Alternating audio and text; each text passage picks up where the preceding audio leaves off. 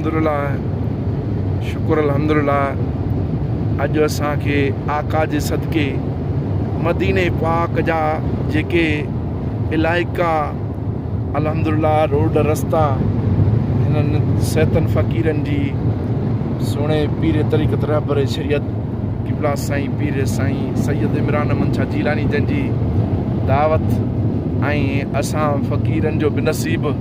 अल्हम्दुलिल्लाह जैसा असांजा साईं फ़क़ीर अब्दुल लतीफ़ साईं अवैस अहमद अल्हम्दुलिल्लाह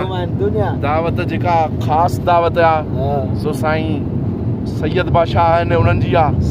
ऐं ख़िदमतकार साईं सहता फ़क़ीर आहिनि अल्हम्दुलिल्लाह। असांजो बि नसीब आहे जो महबूबनि जे मुल्क जा रोड रस्ता बि ॾिसूं था पिया अल्हम्दुलिल्लाह ऐं जबलनि जा नज़ारा बि ॾिसो त सुभान अल्लाह और लॻा पिया आहिनि। मदीनो मदीनो सजण यादि पियो वरी घोट जे घिटियुनि वरी घोट जे घिटियुनि जो घुमण यादि पियो मदीनो मदीनो सजण यादि पियो साईं मदीनो मदीनो सजण यादि पियो है हरम में हलियासीं इतीअ पाद पाए बी सजण जे साम्हूं साईं बीहण यादि पियो मदीनो मदीनो सजण यादि पियो साईं मदीनो मदीनो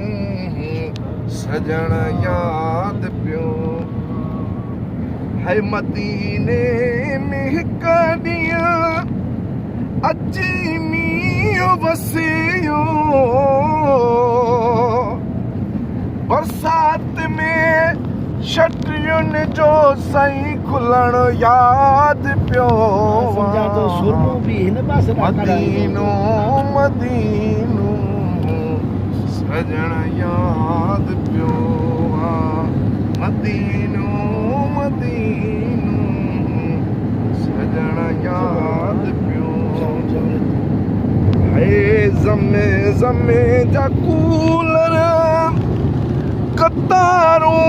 ॾिठियूंसीं है ज़मे ज़मे जा कूलर कतारूं ॾिठियूंसीं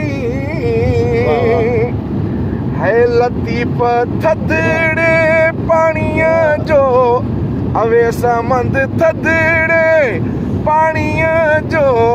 सोना साईं इमरान अली शाह थधड़े पाणीअ जो साईं पीअण यादि पियो मदीनो मदीनो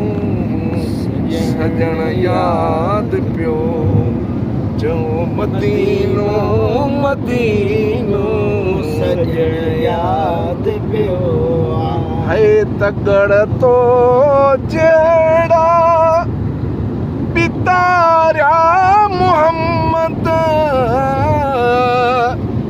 असद तो जड़ा पितारा मोहम्मद रसूलुल्लाह जे शहर में